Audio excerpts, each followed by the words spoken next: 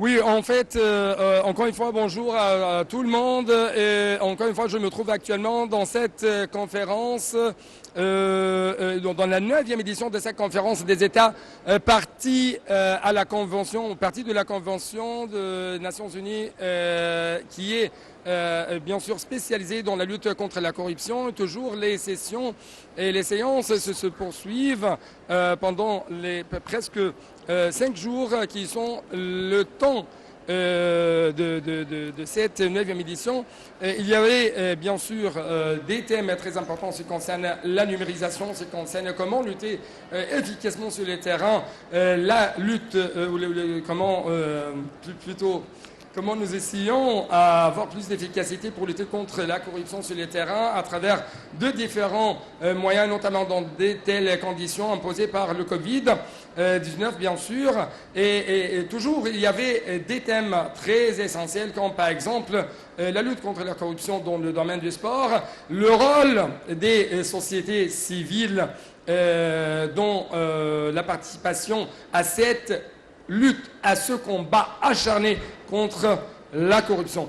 Ce sont toujours parmi les thèmes et les séances qui se poursuivent, encore une fois, pendant le temps de cette conférence. C'est pourquoi nous avons actuellement le plaisir d'avoir avec nous l'un des représentants des sociétés civiles qui travaille sous les auspices des Nations Unies et qui est spécialisé dans la lutte contre la corruption. C'est M. Khaled Ben Haj.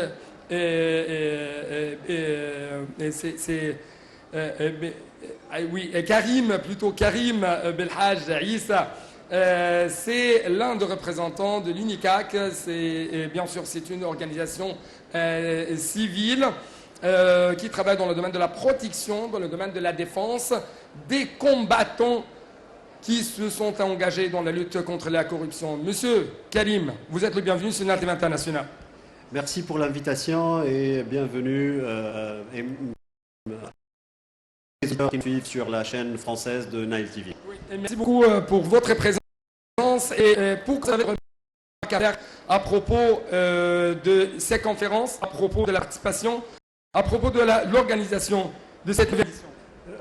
La seule remarque qu'on peut faire, c'est que l'Égypte a réussi à venir ici après 2 ans très difficiles, 2 ans de pandémie internationale. Et être présent ici physiquement était un challenge très important pour l'Égypte qu'il a réussi.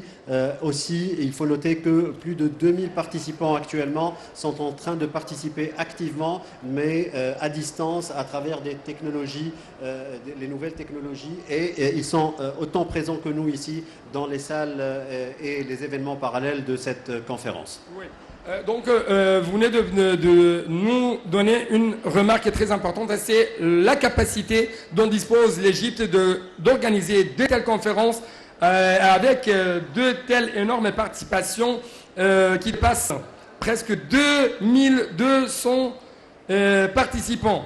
C'est un nombre, c'est un chiffre tout à fait record dans de telles conditions très difficiles imposées par le Covid, n'est-ce pas ? Effectivement, les procédures déjà du Covid qui nous imposent beaucoup de restrictions, mais malgré ça, l'Égypte a réussi à organiser un tel événement. C'est l'événement le plus important pour la lutte contre la corruption à l'échelle internationale. Plus de 150 pays et de délégations officielles, plus de 1000 participants physiques ici, plus de 200. La seule UNCAC Coalition, la coalition de l'UNCAC, qui est une organisation de la société civile, regroupe à elle seule plus de 350 organisations autour du monde qui sont présentes ici partiellement, mais à distance aussi à travers la diffusion sur la plateforme électronique de cet événement.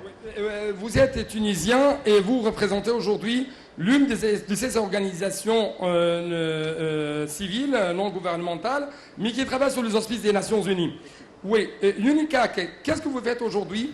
Parce que je remarquais que vous avez une plateforme ici dans cette conférence. Donc, votre travail, c'est quoi? Quel est le but de faire de telles plateformes et à quel point vous trouvez que même le nombre ou le chiffre des participants qui se trouvent aujourd'hui, ça reflète bien qu'il y a une sorte d'engagement de plus en plus très enthousiaste de la part de différentes nationalités afin de lutter contre la corruption. Effectivement, la LUNCAC Coalition, c'est le chapeau sous lequel participent, comme je l'ai dit, plus de 350 organisations autour du monde, notamment dans la région Moyen-Orient et Afrique du Nord, avec autour d'une quinzaine de participants de cette région, notamment du Maroc, de la Tunisie, du Koweït, de la Jordanie, du Liban et beaucoup d'autres pays de cette région-là. Ce que nous faisons en tant que UNCAC, en tant que coalition, c'est de structurer cette participation, c'est d'essayer de soumettre aussi des documents officiels. Il y en a plus d'une dizaine qui ont été acceptés pour cette conférence, qui mettent la lumière sur certaines questions que nous jugeons prioritaires, telles que pour la région MENA, et certaines demandes sont soumises à cette conférence des États parties et acceptées en tant que contribution de la société civile pour améliorer la lutte contre la corruption autour du monde, mais principalement aussi dans la région MENA. En fait, ce qui m'a attiré beaucoup, c'est le titre que vous avez présenté. Vous essayez de défendre et de protéger les combattants dans la lutte contre la corruption.